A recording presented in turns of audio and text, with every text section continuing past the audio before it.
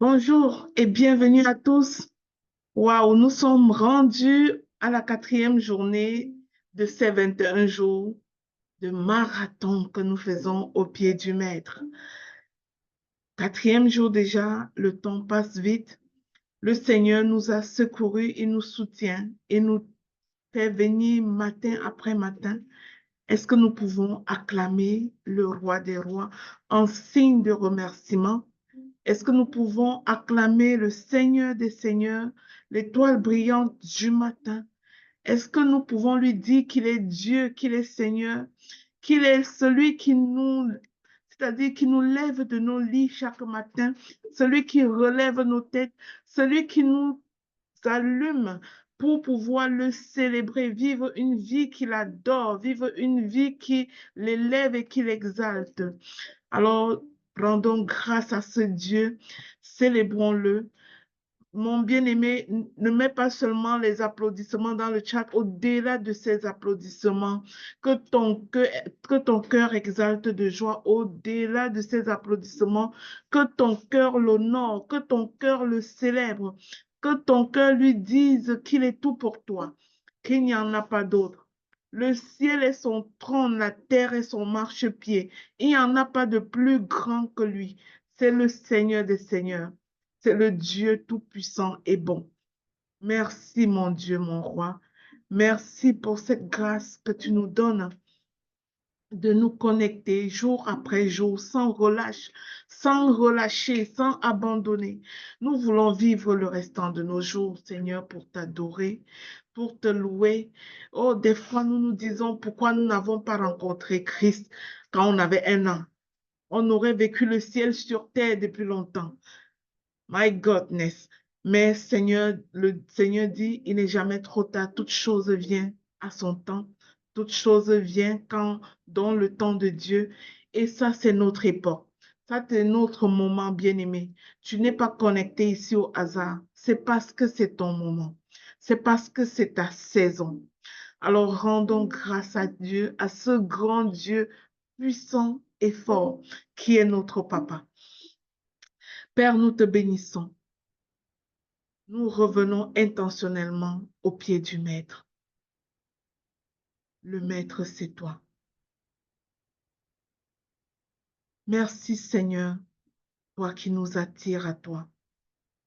Merci Seigneur, toi dont le cœur est que tout homme soit sauvé.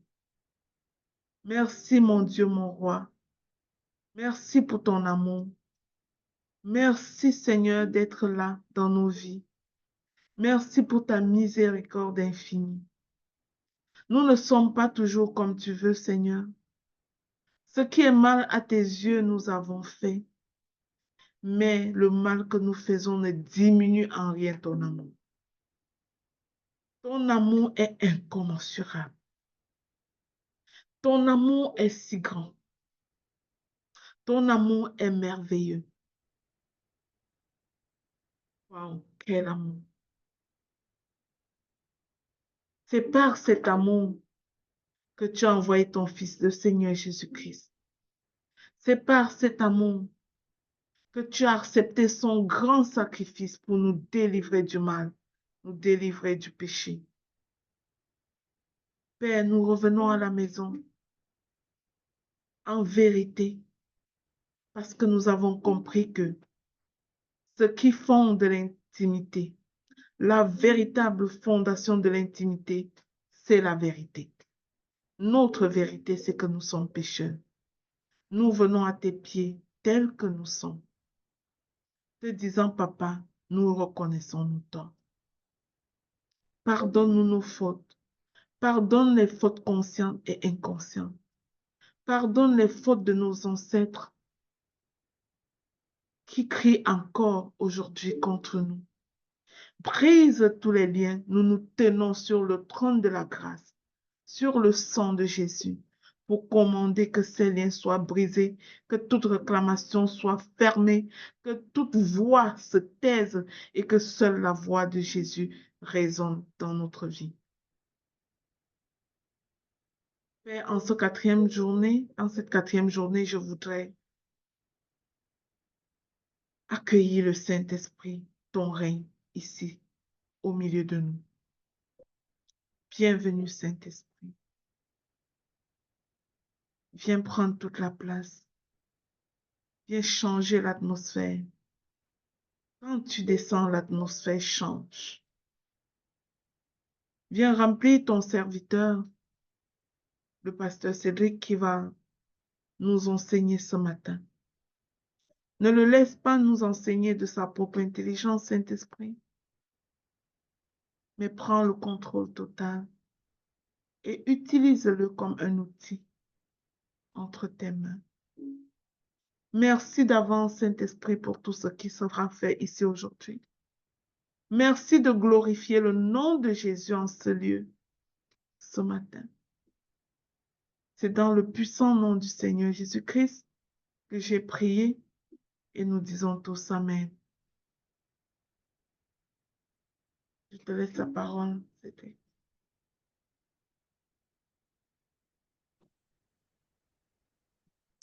Alors, bonjour à tous. Est-ce que vous m'entendez bien? Oui, on t'entend. Ok, Oui, oui, très bien, Cédric. parfait, super.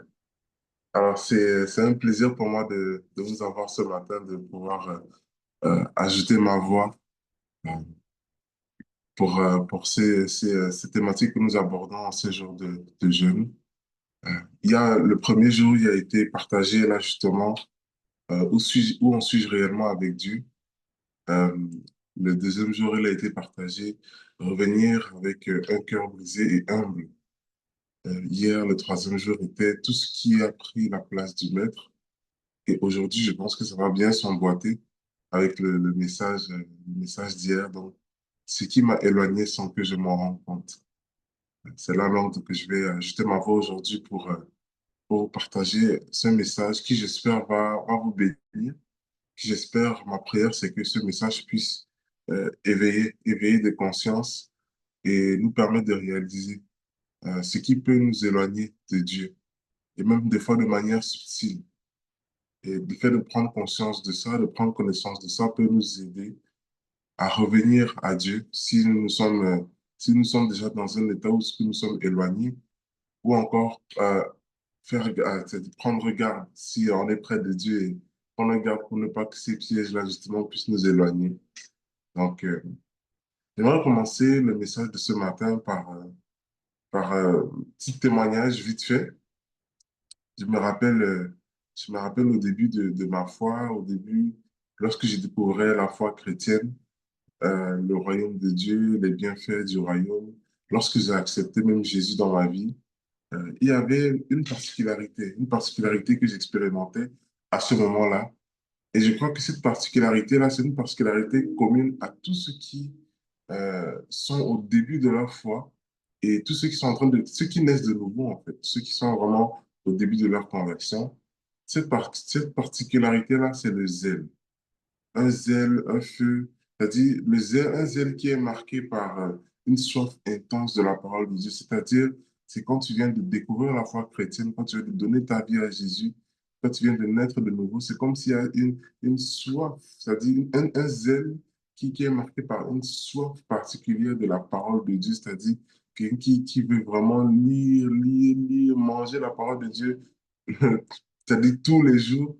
Un zèle qui est marqué par la joie, c'est un moment où tu te rends compte que tu es plus joyeux, tu oublies un peu les problèmes autour de toi parce que tu viens de rencontrer Jésus. Un zèle qui est marqué par le désir d'annoncer à tout le monde le trésor que tu as découvert en fait. Donc, c'est-à-dire, comme tu viens de devenir chrétien, tu viens de donner ta vie à Jésus, tu viens de découvrir la foi chrétienne, tu es un peu comme cette personne-là dans, dans, dans le, dans la parabole où ce que Jésus il parle, il dit, tu as trouvé une perle dans un champ et tu as décidé d'aller tout vendre tes biens justement pour venir acheter ce champ-là. C'est comme vraiment ta joie est débordante, tu as le désir de partager ce que tu as découvert aux gens autour de toi. Et aussi, ces ailes-là, elles peuvent être marquées par surtout la conscience même de l'éternité. C'est ça vraiment la particularité, c'est que ces ailes sont marquées de la conscience de l'éternité. À ce moment-là, tu découvres en fait que ben, tu développes en fait la conscience de l'éternité. Tu vois, comme ça, moi, par exemple, à ce moment-là, des fois, j'étais très jeune, hein. Quand je finissais le travail, en attendant que mes parents viennent me chercher au travail, j'étais assis là comme ça, je regardais au ciel, je disais, waouh, Seigneur, viens me chercher tout de suite, j'ai hâte d'aller à ta rencontre, j'ai hâte d'être avec toi. Vraiment, au début de la foi chrétienne, il y a ce zèle-là qui est marqué par toutes ces choses que je viens de dire. Et malgré tout ça, malgré toutes ces belles choses, tout ce bon zèle, malgré tout ça, nous avons tous à faire face à ce qu'on appelle l'épreuve du temps. Nous avons tous à faire face à l'épreuve du temps. Le temps vient avec des circonstances, des événements, des situations qui malheureusement peuvent faire vaciller notre foi et éteindre petit à petit en fait la flamme et le zèle que nous avions pour Dieu au début de notre conversion. Donc, tu sais, quand il y a cette épreuve du temps qu'on doit faire face, vient avec toutes sortes de circonstances, toutes sortes d'événements, toutes sortes de situations qui peuvent venir affecter notre foi au point de nous faire perdre petit à petit ces ailes-là, cette flamme que nous avions depuis au début de notre conversion. Et tout comme moi, je suis persuadé qu'il y a des moments où vous avez l'impression que, en fait, votre foi et votre zèle est au plus bas. Vous avez l'impression parfois que c'est comme si vous avez perdu la foi ou que votre foi actuellement est plus faible qu'avant. Et vous vous sentez tellement éloigné de Dieu que vous craignez même de revenir à lui. C'est-à-dire vous êtes déjà dans un état où vous êtes tellement loin de Dieu que même vous pensez à revenir à lui, mais il y a même cette crainte, cette peur de revenir à lui en fait. Et, et ce qui est particulier avec ce sentiment-là, c'est que ben, ça ne survient jamais du jour au lendemain. Ça ne serait jamais du jour au lendemain, jamais. Ce sentiment-là se construit toujours dans une durée et ainsi le feu peut s'éteindre progressivement à cause de plusieurs choses. Donc, ce sentiment particulier, euh, ce sentiment qu'on ressent là, c'est ce sentiment de manque de foi qui a baissé. On ne le découvre jamais vraiment du jour au lendemain comme ça. C'est souvent quelque chose qui s'est fait de manière progressive à cause de plusieurs choses. D'ailleurs, aujourd'hui, justement, nous allons voir ensemble plusieurs choses. C'est pas ces choses-là qui peuvent nous éloigner de Dieu sans même que nous nous en rendions compte. C'est quoi ces choses-là? C'est sûr que ce n'est pas une liste exhaustive, ce n'est pas cette liste et rien que ça, mais il y a quand même, c'est des points quand même que j'ai eu à cœur de vraiment de cibler parce que je crois que ça va vraiment parler à plusieurs personnes aujourd'hui. Est-ce que vous m'entendez bien? Est-ce que jusqu'à date, c'est clair pour vous?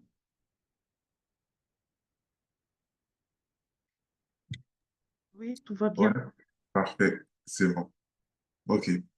Alors, la première chose que j'aimerais qu'on puisse voir ensemble, la première chose qui vraiment nous éloigne de Dieu, sans même que nous nous en rendions compte, c'est un cœur brisé. Un cœur brisé, et c'est vraiment un point qui est très important. Vous savez, l'état de notre cœur a un grand impact dans notre vie. Et Jésus nous dira même d'ailleurs que c'est du cœur de l'homme que proviennent toutes sortes de mauvaises choses, non? Les mauvaises pensées, les meurtres, l'adultère, l'impudicité, le vol, la calomnie. Ça, c'est un verset dans la Bible. Donc Jésus dit que c'est du cœur de l'homme que proviennent toutes sortes de mauvaises choses, donc les choses que je viens de citer. Et le cœur est l'élément central de notre être. Le cœur est l'élément central de notre être, notamment le centre de nos émotions et de nos décisions. Vous savez, l'être humain est faite sur trois dimensions.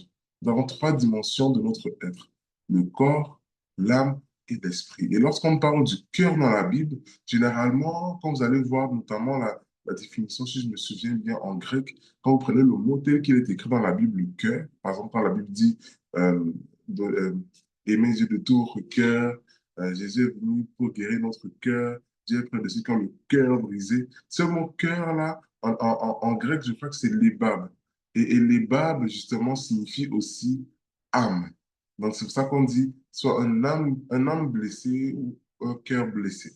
Ça revient à la même chose. Donc, en fait, donc, le cœur étant l'élément central de notre être, le cœur, c'est s'apparente à notre âme, c'est le centre de nos émotions, le centre même de nos décisions.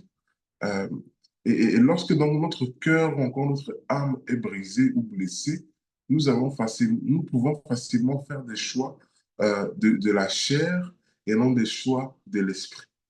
Parce que une particularité avec l'âme, c'est que l'âme est très influençable. Soit l'âme va être influencée par la chair, donc la Bible nous parle en fait des désirs de la chair, des désirs de l'esprit. Soit l'âme va être influencée par notre chair pour nous conduire à nous, pour nous pousser à nous conduire selon notre nature pécheresse et humaine, ou notre âme va être conduite par notre esprit, donc le désir de l'esprit de Dieu, puisque notre esprit est connecté à l'esprit de Dieu. Donc notre âme est comme en plein cœur.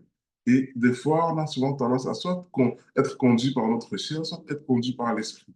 Donc, un cœur qui est blessé, une âme qui est blessée, un cœur qui est brisé, ben, ça va être, lorsque vous êtes dans cet état-là, ben, nous pouvons plus facilement faire des choix de la chair que des choix de l'esprit. Autrement dit, nous pouvons plus facilement prendre des décisions basées sur des émotions, sur nos émotions négatives, que sur la conscience de notre esprit qui est lui-même connecté à l'esprit de Dieu.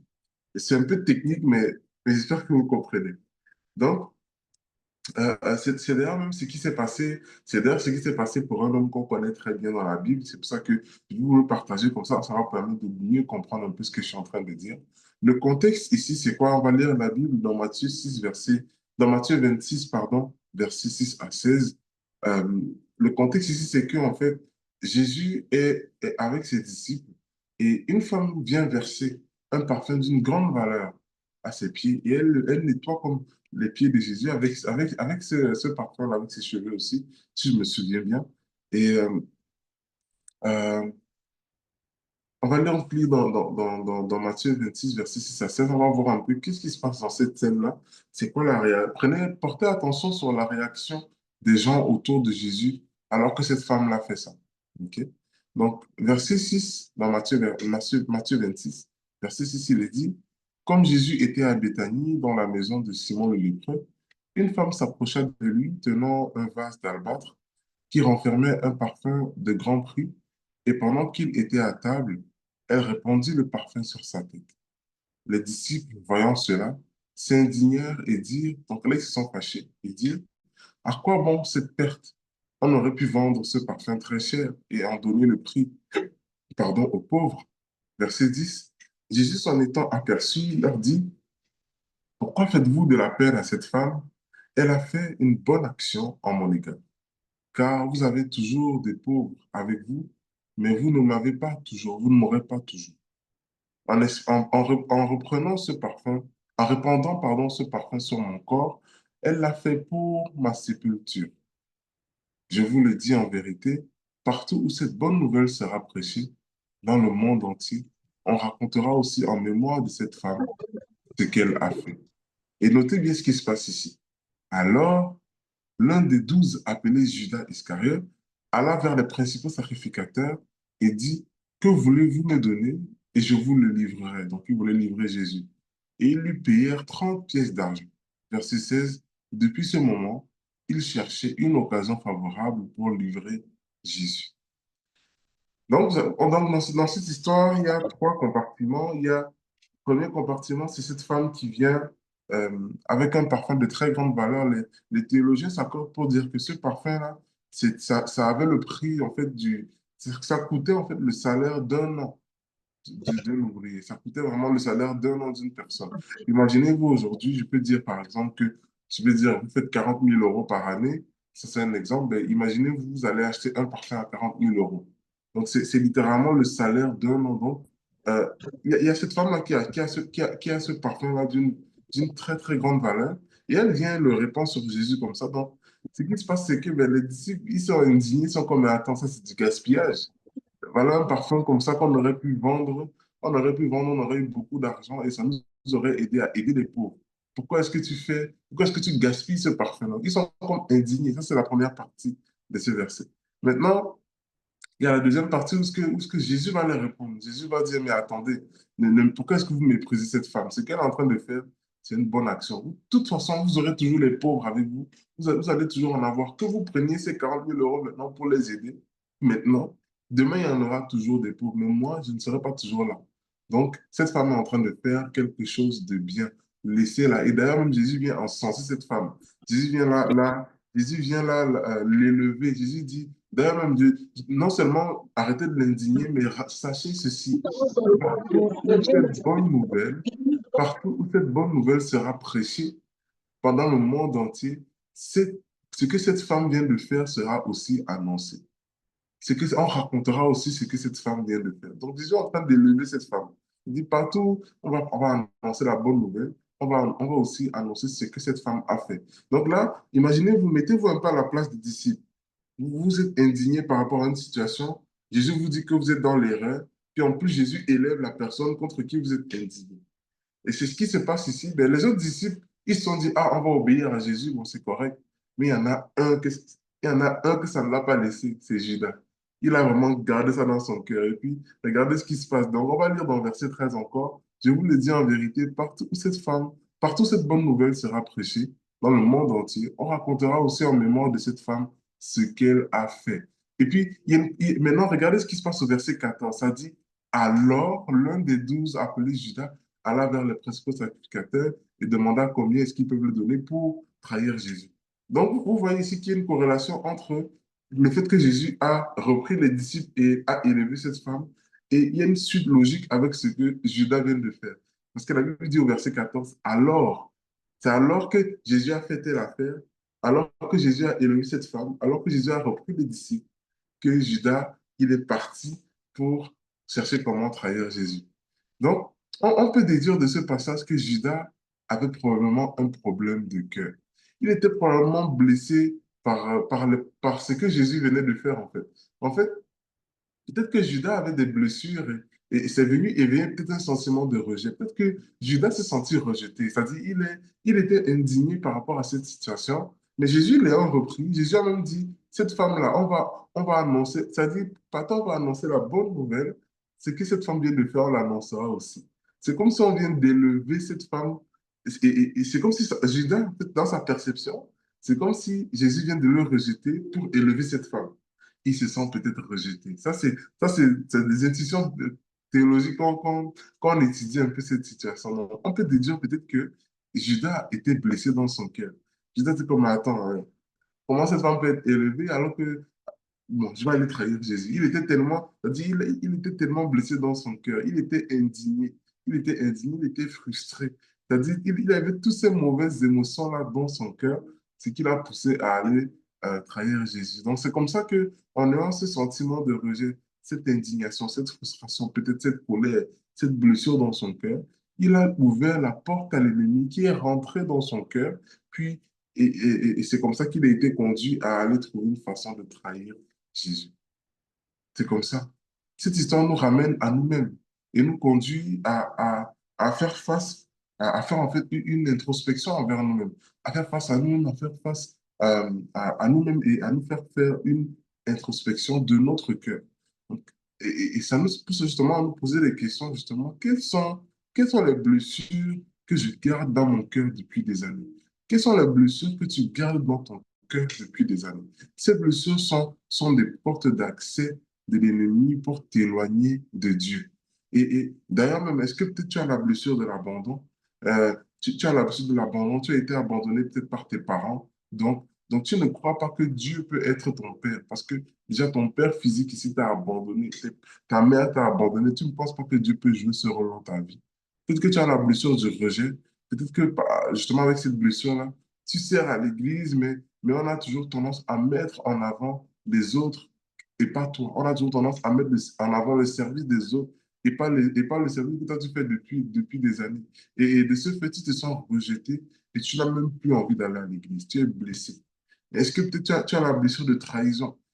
Tu as des amis qui t'ont trahi, des proches, et ça génère en toi une telle souffrance que tu veux en fait combler, tu veux combler cette blessure par le monde, par l'alcool, la drogue, l'obésité et non par Dieu. Est-ce que tu as peut-être des blessures liées à des attaques spirituelles? Parce que c'est des choses qui peuvent aussi arriver, des mauvaises pensées, le doute, la maladie, par exemple, ou de ces attaques spirituelles-là où tu as laissé l'ennemi venir bâtir des forteresses dans tes pensées en te faisant croire que Dieu ne t'aime pas, qu'il est déçu de toi, que tu n'es pas son enfant, qu'il n'est pas fier de toi. Est-ce que tu as laissé ces mauvaises pensées-là venir créer des forteresses en toi, au point de créer des blessures liées à justement ces attaques spirituelles? Toutes ces blessures sont des portes sont des portes d'accès. À cause de ces portes d'accès du diable dans notre vie, et le diable, justement, vient pour utiliser des stratégies pour nous éloigner de Dieu avec ça. C'est pour ça que Jésus était en mesure de dire dans la Bible, je suis dans ce monde, mais l'ennemi aussi est dans ce monde, mais il n'y a rien de moi en lui. En fait, il n'y a rien de lui en moi. C'est-à-dire, il y avait aucune blessure en Jésus, aucun péché en Jésus qui était une porte ouverte pour que l'ennemi vienne entrer dans sa vie et le détruire. Parce qu'il il marchait vraiment, il était vraiment conforme à la loi. Et donc, à cause de toutes ces blessures, de ces points d'accès, le diable, en fait, a le champ libre pour utiliser encore une autre stratégie pour nous éloigner de Dieu. Et cette stratégie-là, c'est... on va, on va prendre un instant, juste un instant. Donc, avec ces portes d'accès-là que nous laissons à l'ennemi, il a le champ libre pour venir utiliser une autre stratégie pour nous éloigner de Dieu petit à petit. Donc, on a vu premièrement qu'il utilise le fait que notre cœur est brisé. Donc, notre cœur brisé peut nous conduire à avoir justement des blessures qui nous éloignent de Dieu petit à petit. Et étant donné que justement, ben, on peut avoir des blessures, le diable peut utiliser justement euh, toutes ces actions dans notre vie comme stratégie, pour utiliser notre stratégie, pardon, qui est le fait de dérégler notre système de pensée. Le diable vient dérégler notre système de pensée. Le dérèglement de notre système de pensée est ce qui peut aussi nous conduire petit à petit à nous éloigner de Dieu. Et ça de manière très, très subtile. Vous savez, euh, c'est la plus vieille stratégie de l'ennemi contre l'être humain. La plus vieille.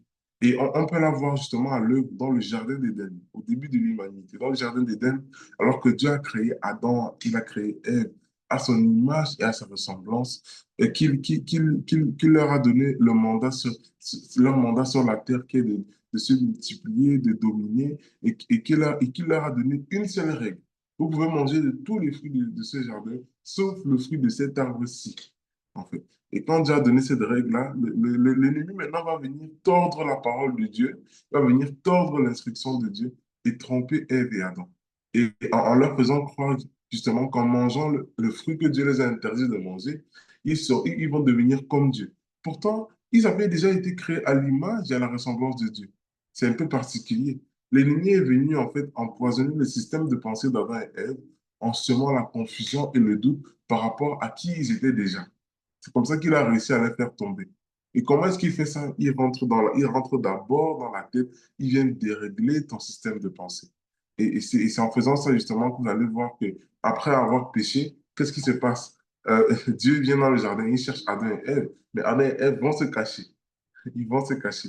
Et donc, il a fait cela, le diable a fait cela justement en mettant dans les pensées d'Adam et Ève ce qu'on appelle des faux raisonnements et des hauteurs.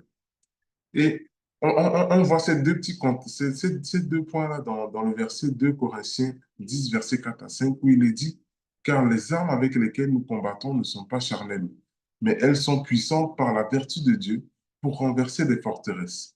Nous renversons les raisonnements et toute hauteur qui s'élève contre la connaissance de Dieu et nous amenons toute pensée captive à l'obéissance de Christ. Donc c'est dans ce verset qu'on retrouve autant les raisonnements et les hauteurs. C'est deux stratégies que l'ennemi vient utiliser, il vient semer dans nos pensées pour nous éloigner à petit feu de Dieu.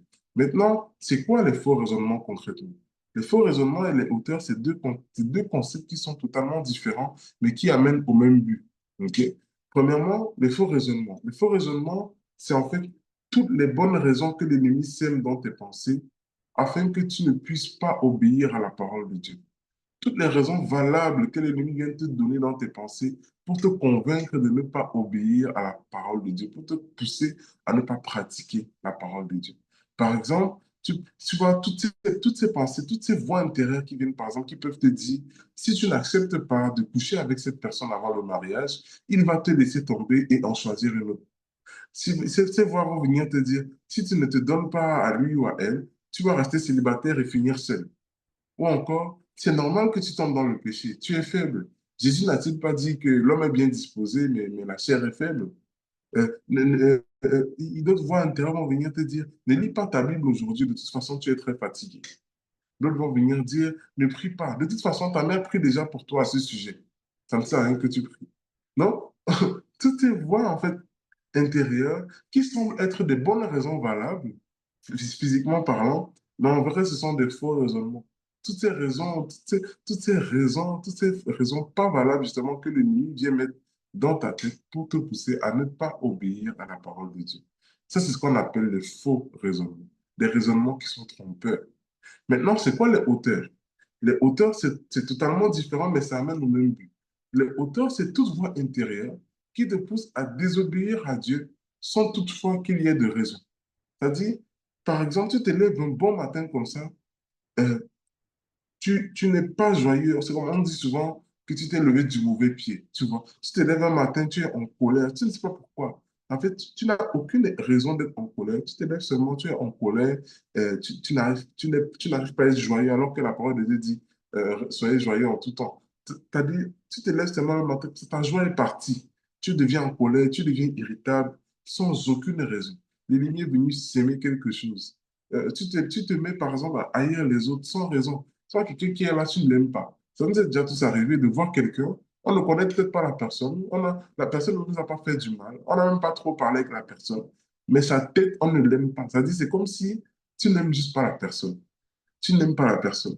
Et sans raison valable, tu ne sais pas pourquoi. Et moi, ça m'est déjà arrivé. Et même tu te penses même supérieur à cette personne.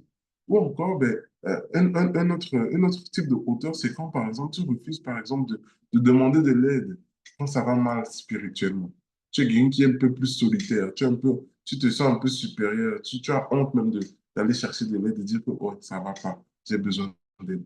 C'est-à-dire, c'est un peu comme quand on parle de hauteur, on parle d'orgueil. C'est un peu comme cet orgueil démesuré qui peut venir d'un coup dans ton cœur, qui te pousse à, sans raison, sans raison vraiment, à désobéir à la parole de Dieu. Donc, on voit ici, donc on a vu, il y a les faux raisonnements et il y a les hauteurs. Et toutes ces hauteurs et faux raisonnements sont des ruses de l'ennemi pour construire des forteresses dans tes pensées ou encore ce qu'on appelle des prisons intérieures. Et une fois ces forteresses installées et à l'œuvre, tu es bloqué et il devient difficile pour toi de te rapprocher de Dieu. Et au contraire, même tu t'éloignes et parfois, même sans t'en rendre compte. Et vous savez, l'ennemi sait être patient et résilient lorsque vient le temps d'attaquer un enfant de Dieu. Ça, c'est une de ses particularités. Il est très, très patient. La Bible nous dit d'ailleurs dans 1 Pierre 5, verset 8, soyez sobre, veillez. Votre adversaire, le diable, rôde comme un lion rugissant, cherchant qui il dévorera. Ce passage le positionne l'ennemi en prédateur qui vient attaquer sa proie. Remarquez que lorsque, par exemple, dans la vraie vie, hein, lorsque le lion vient chercher à attaquer sa proie, qu'est-ce qui se fait? Il se positionne à une distance. Il se positionne à une certaine distance et puis il l'observe.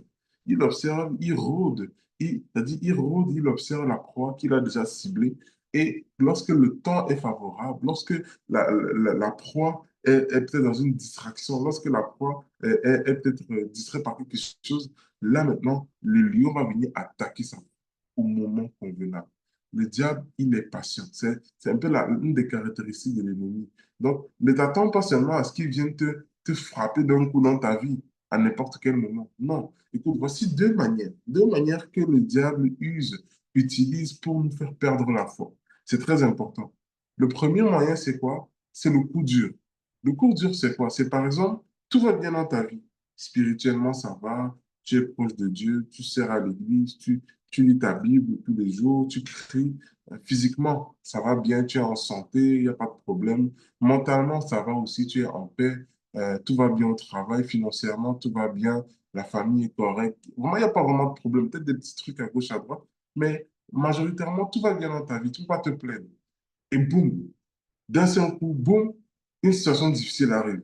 Un accident, un décès, la perte du travail, la trahison d'un proche qui t'a fait du mal. Euh, C'est-à-dire toutes sortes de situations qui peuvent venir te pousser, qui peuvent venir en fait t'impacter tellement fort émotionnellement que ça peut te pousser à t'éloigner comme ça de Dieu. Et on le voit dans la Bible, cette situation est arrivée, le coup dur est arrivé à Job. Job, il avait la belle vie, il vivait sa vie, il avait ses enfants, il était prospère, il était en santé, il avait sa femme, son entreprise, ses biens, et donc il a tout perdu. D'un coup, bam, il a tout perdu. Et même jusqu'au point que sa femme même venait lui dire, maudit Dieu et meurt. Imaginez-vous, il a tout perdu. Sa femme vient lui dire, écoute, toi là, ton cœur est perdu, maudit Dieu, et meurt, c'est mieux. C'est-à-dire, tout allait bien dans sa vie, mais d'un coup, il y a eu une succession d'événements tragiques qui auraient pu justement l'éloigner de Dieu, mais heureusement, par la grâce de Dieu, il avait vraiment la foi solide et il ne s'est pas éloigné de Dieu. Mais quelqu'un d'autre de lambda, et puis moi, je lève les deux mains. Ça aurait pu être moi à la place de Job, j'aurais pu abandonner la foi, je ne sais pas. On ne sait pas vraiment, parce qu'on n'a pas encore vécu de telles situations, mais quand ça arrive, ça vient vraiment remettre en question notre foi. Ce qui est sûr, c'est que Job n'a pas abandonné la foi, mais il s'est vraiment beaucoup remis en question. Il a vraiment questionné sa foi, au point que même Dieu est venu lui parler directement. Donc ça, c'était le premier point, le coup dur. La deuxième ruse que le diable peut utiliser pour nous faire perdre la foi, c'est la plus classique, c'est la perte de foi progressive. La perte de foi progressive, je pense que c'est la préférée du diable et c'est la plus létale. Ok, c'est la plus létale parce que c'est comme un tueur silencieux. Vous savez, ici, l'ennemi, par exemple, va venir petit à petit semer sa semence dans votre vie au travers des portes d'accès que vous lui donnez. Et vous avez un peu de jalousie, il va entrer là petit à petit. Vous vivez une petite situation où ce que vous êtes blessé et que vous ne voulez pas guérir. Le diable va entrer là-bas. Ce qu'il va faire, c'est quoi? C'est que, alors qu'avant, par exemple, tu priais tous les jours, mais depuis un certain temps, tu vas voir que tu commences à sauter un peu les jours par-ci, par-là. Au début, tu sautes un jour, après, tu vas sauter 2 jours. Et après un long moment, ça devient comme graduellement. Après un long moment, tu te retrouves à ne même plus prier. Tu ne sais pas comment ça a commencé. Ça a commencé peut-être il y a un an. Il y a des mois et des mois. Tu ne sais pas ça. Ça fait petit à petit, petit à petit. Et tu te retrouves à un stade où, en fait, tu ne pries plus, ou même voir très rarement, en fait. Et ou encore, la même chose peut arriver, par exemple, pour la lecture, de la méditation de la Bible, ou le fait d'aller à l'église, ou le fait de se nourrir spirituellement. C'est-à-dire, tu vas remarquer que petit à petit, tu ne te nourris plus spirituellement. Avant, tu lisais ta Bible quotidiennement, mais après, tu vois que tu as commencé à sauter un jour, 2 jours. Et après, ça commence à devenir 3 fois par semaine. Après, tu ressautes encore un jour, 2 jours. Puis tu remarques que ben, tu commences à lire ta Bible maintenant 1 fois par semaine. Avant, tu allais à l'église tous les dimanches. Maintenant, ça a commencé à être, ah, ce dimanche, tu as des raisons. Je suis trop fatigué, j'ai le travail, si tu commences à ne pas aller. Et comme ça que petit à petit, tu t'éloignes. C'est du moment où tu ne te rends même pas compte du fait que ton feu est en train de s'éteindre progressivement. Tu commences à plus nourrir ta chair que nourrir ton esprit. Tu nourris plus ta chair par exemple, de distraction, de divertissement, et tu négliges, par exemple, le fait de nourrir ton esprit avec les services à l'église, la nourriture spirituelle qui est la Bible, la louange, la prière, le jeûne même. Tu négliges toutes ces choses-là parce que tu nourris davantage ta chair que ton esprit. Et quand tu nourris plus ta chair que ton esprit, automatiquement, ton âme va être dirigée à être plus contrôlée par les désirs de ta chair que les désirs de ton esprit. Et maintenant, donc, on a donc vu que ce qui peut nous éloigner de Dieu, c'est quoi? C'est, premièrement, un cœur brisé. Un cœur brisé suivi justement d'un mauvais système de pensée où l'ennemi vient justement semer ce qu'on appelle des faux raisonnements et des hauteurs.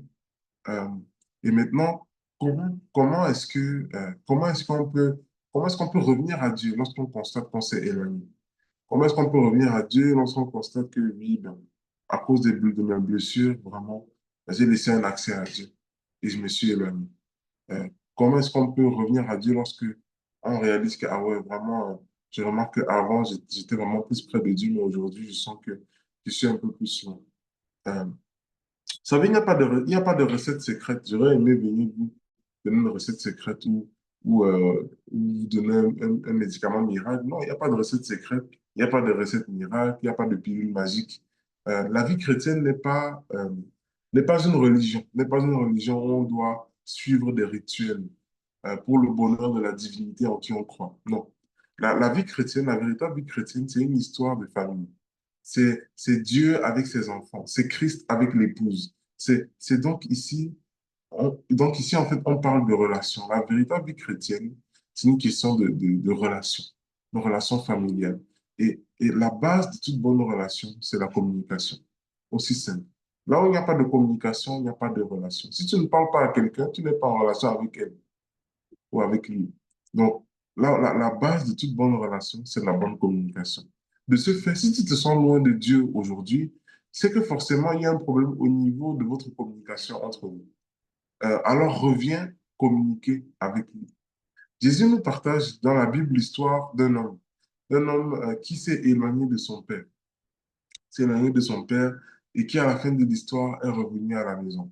Et cette histoire-là, c'est l'histoire du fils prodigue. Je ne vais pas le lire ici, mais je pense qu'on le connaît tous. Ce jeune homme qui travaillait chez son père qui était riche. Il y avait aussi son frère qui était au service de son père. Et un bon matin, il se lève, il demande à son père, je veux mon héritage. Et puis, il veut s'en aller faire sa vie ailleurs. Donc, son père a donné son héritage. Il est parti vivre sa vie dans le monde, dilapider tous ses biens, aller dans les fêtes, les parties, toutes ces choses-là. L'ennemi est venu vraiment l'éloigner de son père comme ça. Et il s'est rendu à un point où ben, il avait tout perdu au point qu'il n'avait même plus de quoi s'acheter la nourriture, il n'avait même plus de quoi manger, en fait, au point qu'il était rendu à manger les mêmes aliments que les porcs. Et c'est là qui s'est rappelé que hey, j'ai un père. Et chez lui, au moins, même les serviteurs de mon père mangent à leur faim. Donc, je vais au moins retourner chez mon père.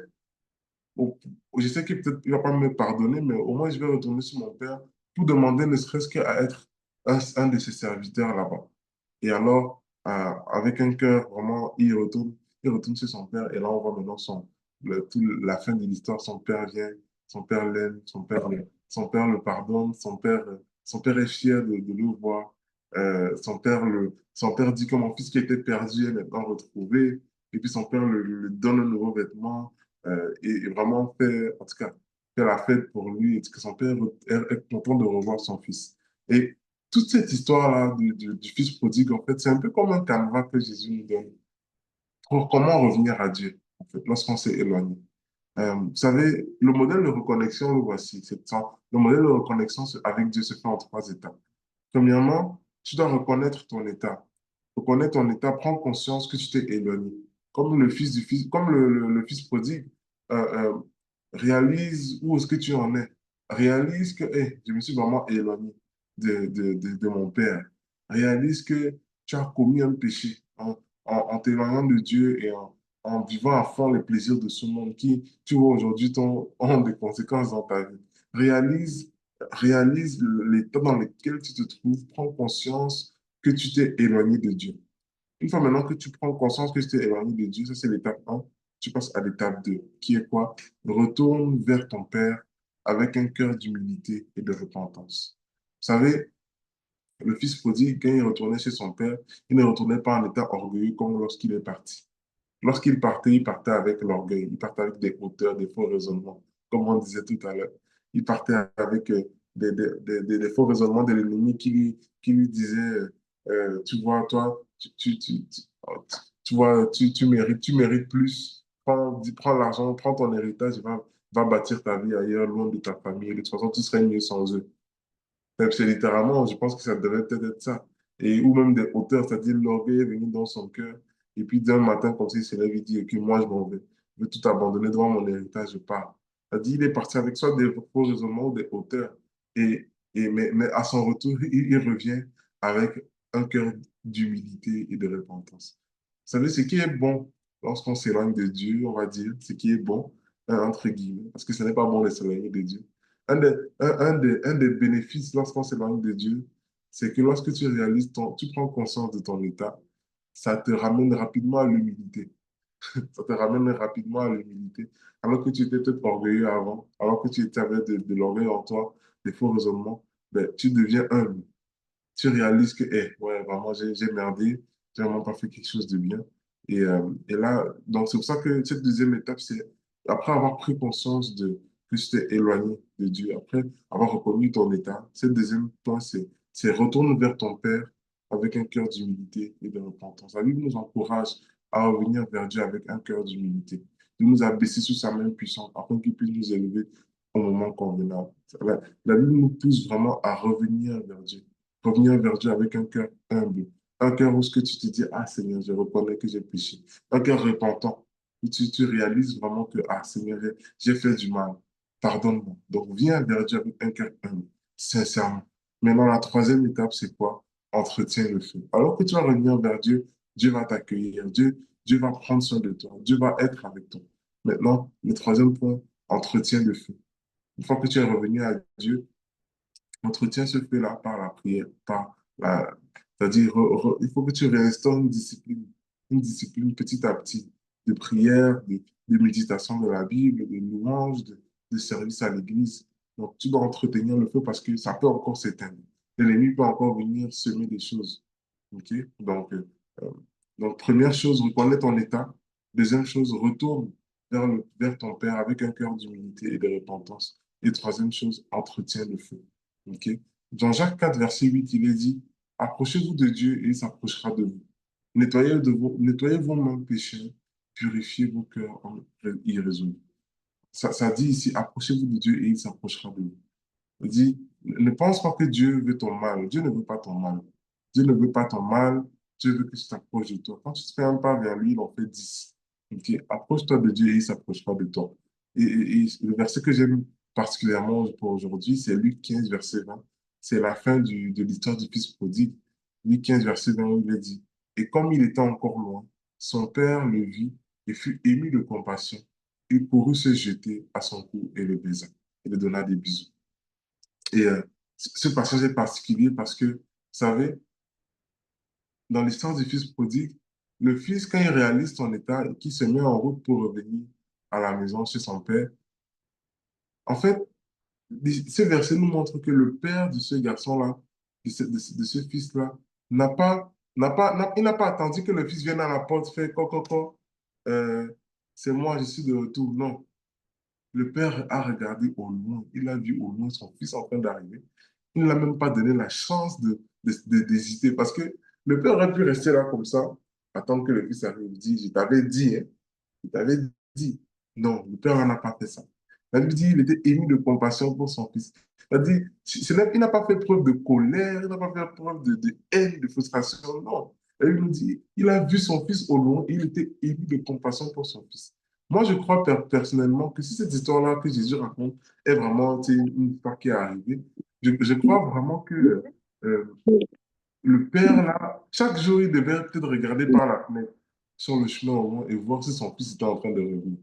Au point que le jour où il a vu, la Bible ne nous dit pas qu'il a attendu à la maison, la Bible dit qu'il a carrément couru. Ça dit ici, comme il était encore de loin, comme il était encore loin, son père le vit et fut ému de compassion. Il courut se jeter à son cou. Ça dit, son père, je pense que chaque jour, son père, depuis qu'il s'est éloigné, je pense que chaque jour, son père guettait peut-être par la porte pour voir, ah, est-ce que mon fils va revenir aujourd'hui?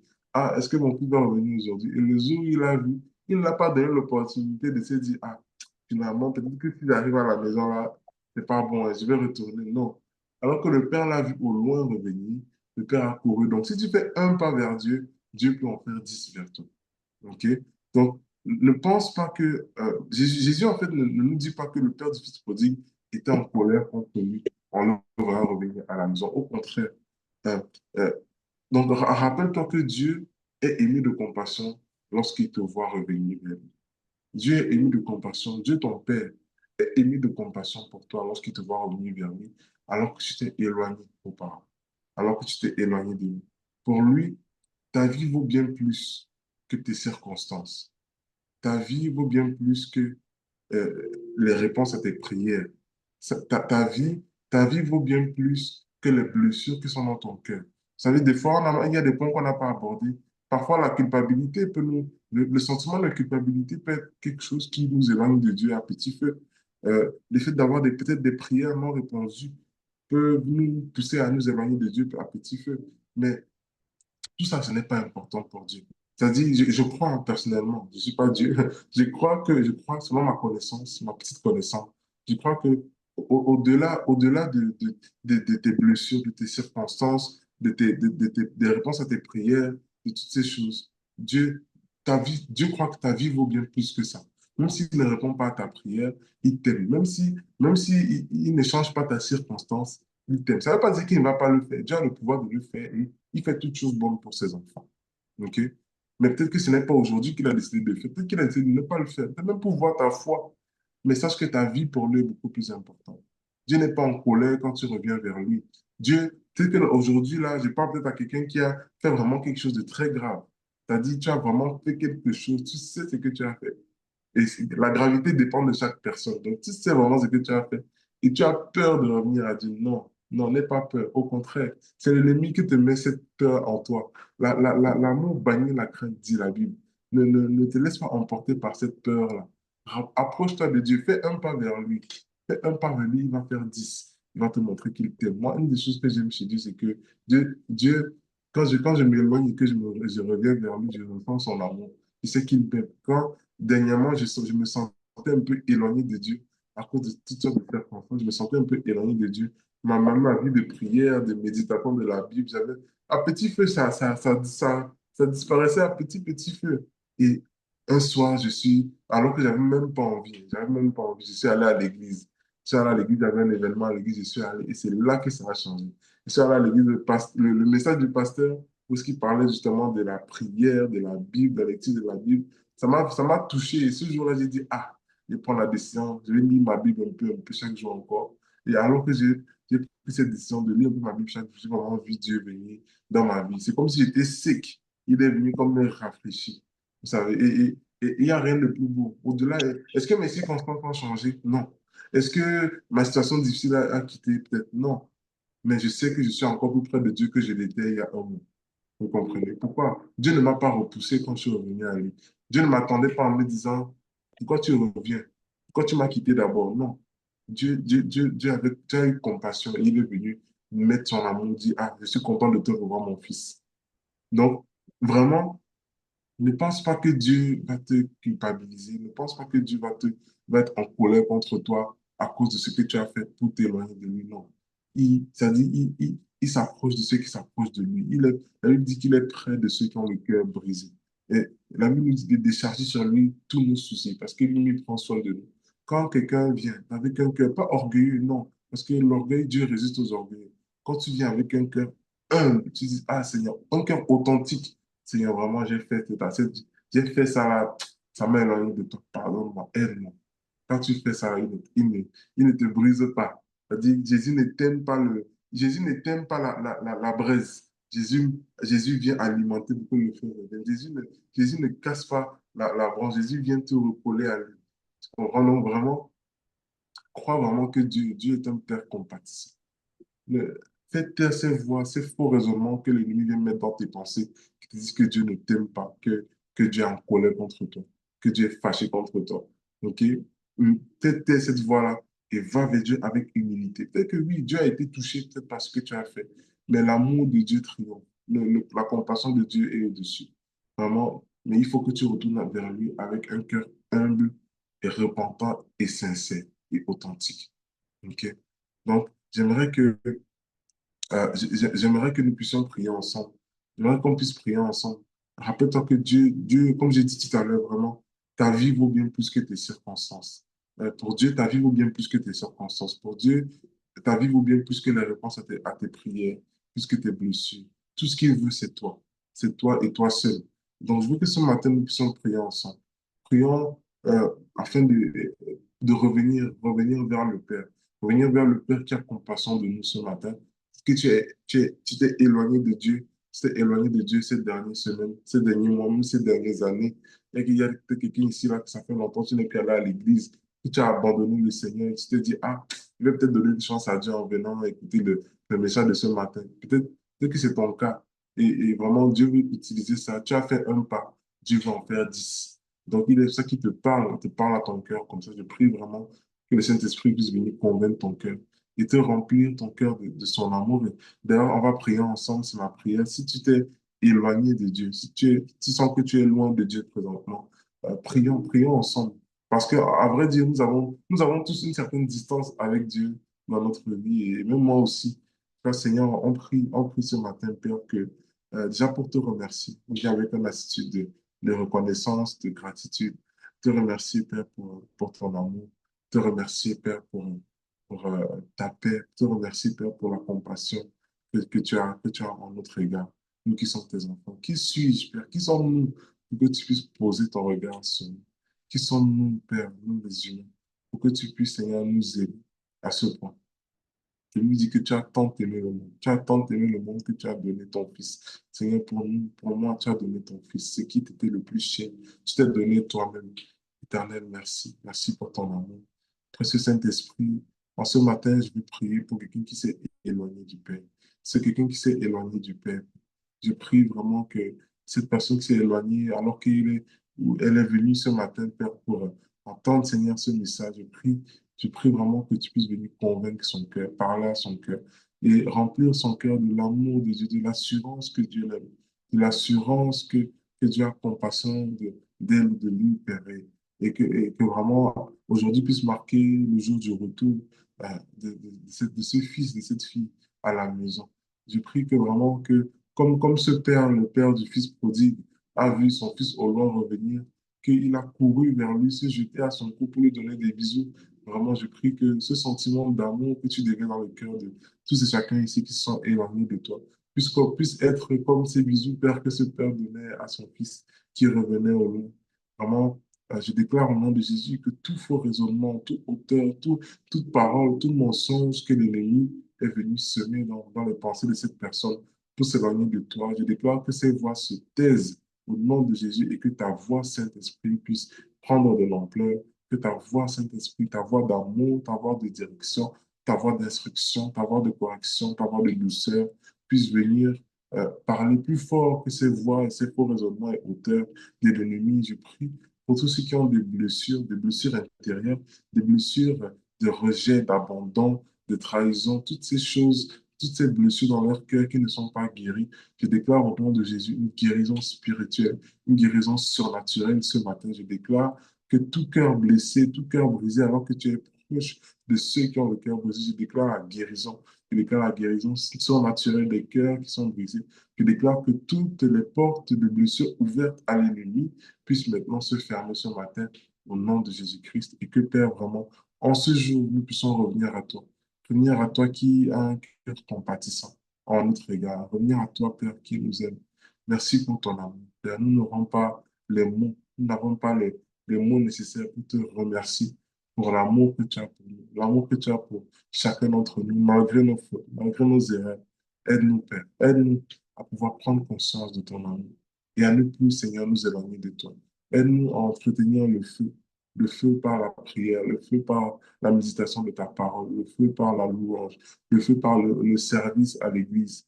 Père, aide-nous, donne-nous, Père, la grâce de t'aimer, la grâce de te chercher au-delà, Père, des réponses à nos prières, de te chercher au-delà de notre guérison, de te chercher au-delà, Seigneur, des circonstances que nous vivons, au-delà de même de notre culpabilité. Père, donne-nous, Seigneur, de te chercher, toi, d'avoir une soif particulière de toi. Ta parole dit, reviens à ton premier amour. Donne-nous, Seigneur, de revenir à ce premier amour. À cet état au début, nous avons vraiment ce zèle. Nous avons cette soif de toi, cette soif de ta parole, Père. Donne-nous, Père, de t'aimer, de te chercher au-delà de toutes choses. Parce que tu es notre trésor le plus précieux. Tu es notre roi. Aide-nous, Jésus. C'est au nom de Jésus-Christ que nous prions. Amen. Amen. Amen. Donc, merci beaucoup. J'espère que ce matin le message a été bénissant pour vous. Et on ne lâche pas. On se retrouve demain matin pour la suite. Je vais laisser la parole à maman. Amen, amen. Pasteur Segri, sois abondamment béni pour ton puissant message ce matin qui nous permet de prendre conscience que Dieu ne nous veut pas du mal, au contraire, c'est notre consolateur. C'est lui qui nous soutient dans les épreuves et il est notre premier amour.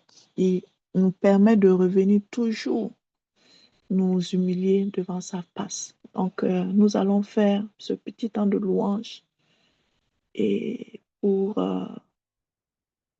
appeler l'Esprit de Dieu en nous, qu'il nous visite en tout temps. Merci Cédric, sois abondamment béni.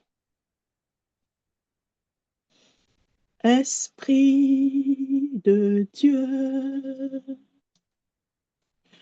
souffle de vie,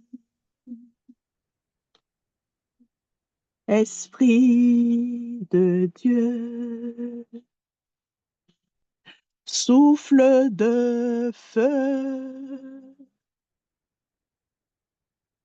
Esprit de Dieu, consolateur, tu nous sanctifies.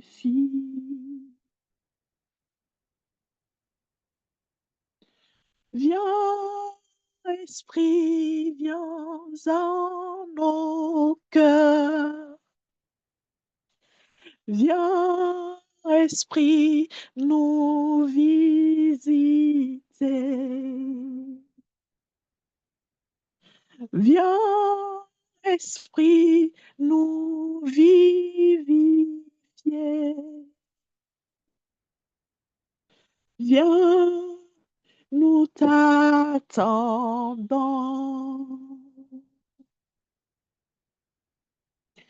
Esprit de Dieu,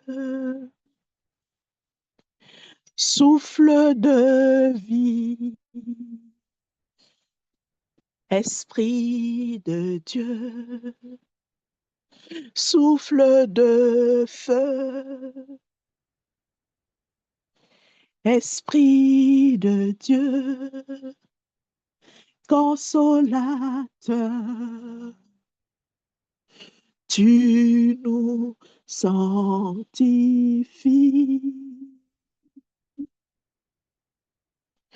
Viens, Esprit de sainteté. Viens, Esprit de vérité. Viens, Esprit de charité.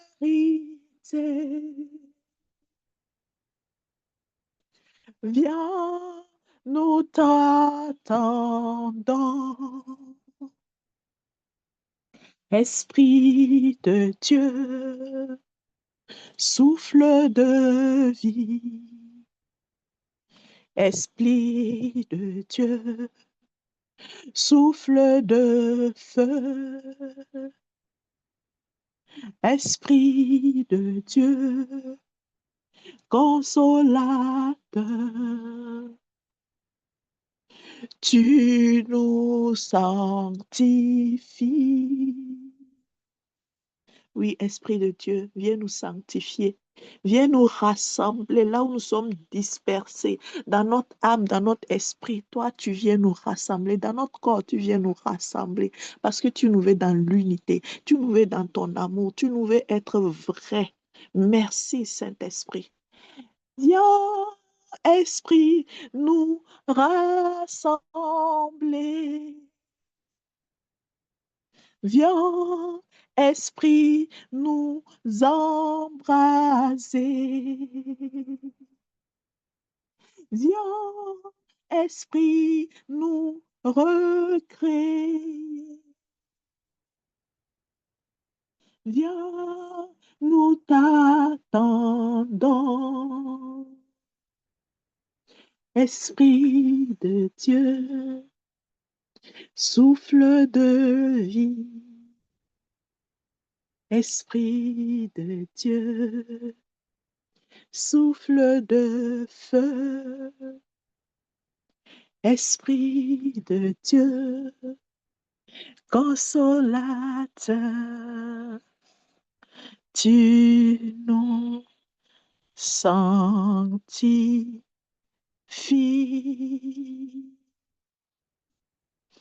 Amen, amen, amen. Je remets le micro. Soyez abondamment bénis et je vous souhaite une excellente journée. Maman Lina, je te remets le micro. Merci, sois béni, Maman Épiphanie, sois béni, Pasteur Cédric. Voilà, remercions le Seigneur pour ce qu'il a fait ce matin.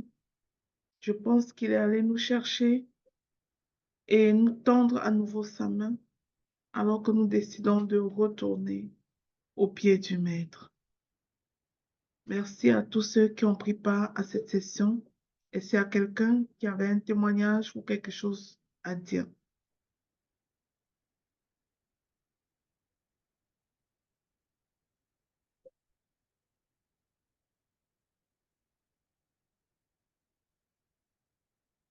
Et voilà, s'il n'y a pas demain, on se retrouve demain matin pour la 5e session de ce parcours. Que Dieu vous bénisse abondamment.